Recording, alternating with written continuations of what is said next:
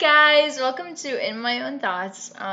This video is titled, Do You Cook Iraqi Food? And before I get into that, let me just say that right now, I just feel so cozy, you guys. I have socks on and I have my coffee right here. I just feel like the coziest feeling I have. And to be honest, I haven't had like this kind of feeling in a little while because I've been so busy. And just I don't know, just been kind of busy, and I just haven't really been able to enjoy certain things as much. But right now I feel like it's the perfect atmosphere that I'm in. So let's get down to it. Do you cook Iraqi food? So this question is actually a very long-winded question, and I get this question all the time, and people expect a yes or a no. My life is never a yes or a no. I feel like I always have to give this long-winded answer, but in this particular case, it's actually a long-winded situation that I'm in. So I love Iraqi food. Let me start off by saying that I look forward to going home to Jacksonville and eating my mom's homemade Iraqi food. Is delicious. And yes, there is a difference between Iraqi food and Palestinian and Syrian and Egyptian food. You're never going to find this huge difference, but there is a difference just because each one kind of have its own subculture within and of itself, and we're influenced by different things. So Iraqis are influenced with Turkish food. So, for example, wara anab is called dolma because it's influenced from the Turks. That's what they call it, and it's also made a little bit differently too. So, for those of you that don't know what wara anab is, it's grape leaves. Most Arab cultures will only do the grape leaves, and a lot of times the way they make the rice, the way they make the meat is completely different from how we make it. Ours is much first of all, the rice is much harsher, the meat is much harsher, and we also use different vegetables to wrap it up. And yes, wara anab, the grape leaf, is the majority aspect of it, but we also incorporate we also wrap it up in onion, we wrap it up in squash. So there is those differences. And that's actually one thing I really love about the Iraqi culture, is that it's influenced by the Turkish culture, which I have a secret infatuation with Turkish culture. Just like how I have an infatuation with French culture, French food really specifically. Similar thing to Turkish culture, because their culture is rich and beautiful in of itself. And it's actually gone through a lot too. So we have those influences, which is kind of cool. But because I live in America, because I have adapted to certain American habits, because I have adapted to being here, and I love my culture. I love speaking Arabic. I love writing Arabic. I love eating Arab food. But at the same time, I have been kind of also surrounded with Western culture at the same time too. And in America, we don't just have Western culture. We have Spanish culture that comes into it, and we have sometimes even French culture. Sometimes it's somewhat influenced. Definitely a lot of influences from Italian culture. And so we do have that here too. So I am also exposed to that too. So I want to say that for me, time management is really big. So I try to plan everything that I do. It doesn't always go according as planned, but I try to plan everything that I do, because I work, I have an actual job, and I'm also trying to sell my body butters, and I have things I actually have to do at home. And so I'm bound by time at the same time too. Iraqi food is delicious, but my mom would spend hours and hours and hours cooking, especially when she's having company over, and she'll be cooking when the company is actually there. And that's just the way she did things, and you'll find that common amongst plenty of Arab moms, just because Arab food takes a long time. And when you actually want to make it traditional, traditional Arab food, you will have to spend a lot of time on it. So for me, I have gotten a lot just better at time managing cooking. I love cooking. If you know anything about me, is that I love to cook, and I I mean, I have like an entire just cabinet dedicated to spices. I love spices. I love cooking. I can talk about it for hours, hours, hours. Just because of how much I love it. Now, I am also bound by certain things. So I don't, I try to be like 70 to 80% gluten free. A lot of Arab food is not gluten free. Um, and it's actually a staple in our everyday diet pretty much. So I'm bound by like health reasons, and I'm also bound by um, just the time that it takes to cook things. I If I'm about to have company over, I also want to enjoy the company that's actually coming over. So I'm not gonna spend more than like an hour or two on a meal. If I really, really wanted to push it, maybe 3 hours, but that's about it. And when the people actually come over, I don't want to be in the kitchen the entire time. I want to be talking to them. I want to be conversing with them. So there is that aspect of it too.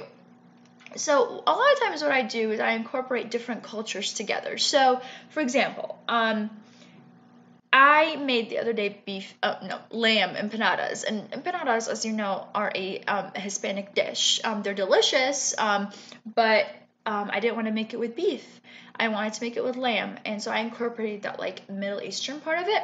Also, I put Middle Eastern spices in the lamb, so like 7 spice. I put the spices in the lamb, and I wrapped up in the empanada, and I cooked it. I baked it in the oven. And it turned out really delicious, and it was a best of both worlds kind of thing. And so when I do that with so many of my meals, I love mixing curry and turmeric into maybe more Western dishes. So that's like something that like I love doing. So that's why like the answer is kind of just like more complicated than just like a yes or a no.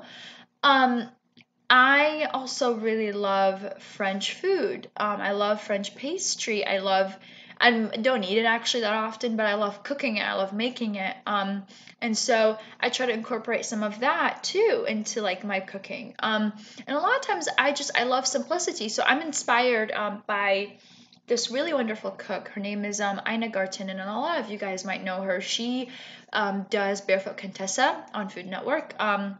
And I actually don't watch her shows as much anymore, but I use a lot of her ideas and recipes, and she has like incredible ideas for how to like make things look complex when you've only spent like a little bit of time on it. I love that. I love that. And yes, I have used that, especially when having people over. I've definitely used that. Make things look, like complicated and complex. Like I've spent so much time on this, but I really haven't.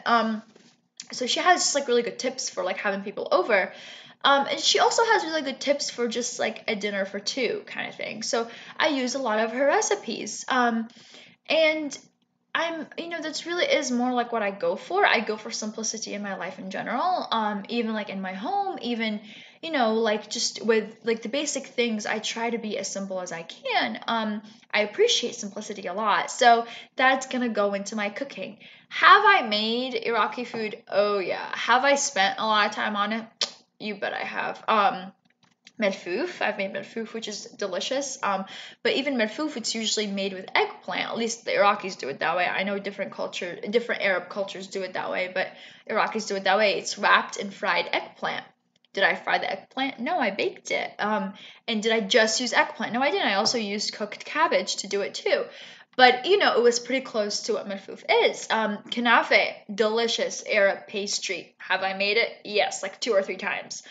What else? Shakshuka. I love shakshuka, and it's actually really easy. And for us, I know usually in the Middle East it's eaten as a breakfast, but I make it for dinners all the time. It's super filling. And really, I don't even use. So it's made shakshuka. For those of you that don't know, you should Google it. But it's made with like tomato sauce and some vegetables, and also egg. Crack eggs on it, and you also put full beans, which are, or fava beans, whatever it is you want to call them. Now, that's a really good example of how I incorporate different things into my like cooking. I don't use fava beans for it. For one thing, fava beans are difficult to find in stores. Okay. Another thing, I'm not like a huge fan of them. I'm just not, like, taste wise, they're okay, Um, But so instead I use black beans, and it's incredible. Do I use Arab spices in it? Yes, I do. So that's like, and Ryan loves it because it's so filling. It's got carbs and vegetables and protein. It is like a perfect course. Like it's just perfect. Let's see what else. I have also made these traditional Iraqi cookie. They're like a cardamom cookie. They're the specific name for them, I think, is what are they called?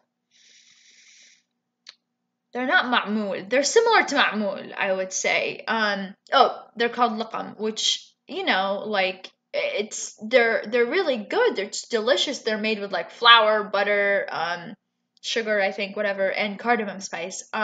They're delicious. They're absolutely delicious. And I decided to spend the time and make them. I made them in huge batches just because if I'm gonna spend that much time on something, it's gonna be a lot. It's not just gonna be this little thing. So I made them in huge batches and stuff. So, anyways, all of this to say that I do cook Iraqi food. It's definitely not an everyday thing.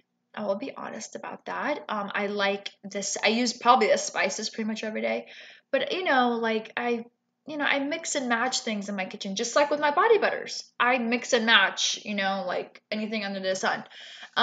I love incorporating different cultures in my kitchen. I love taking things that are traditionally Italian or Hispanic or French or Arab and just putting it together. That's something that I just love doing. Um, so all of this just to say that it's not a simple yes or no. It's a long-winded answer for a reason. And really, I am a conglomeration of cultures, I feel like a lot of times, and so as much as I love my birthplace and I love my birth culture and I love going, home and like being surrounded in it, at the same time, I also have an appreciation for simplicity for certain Western dishes.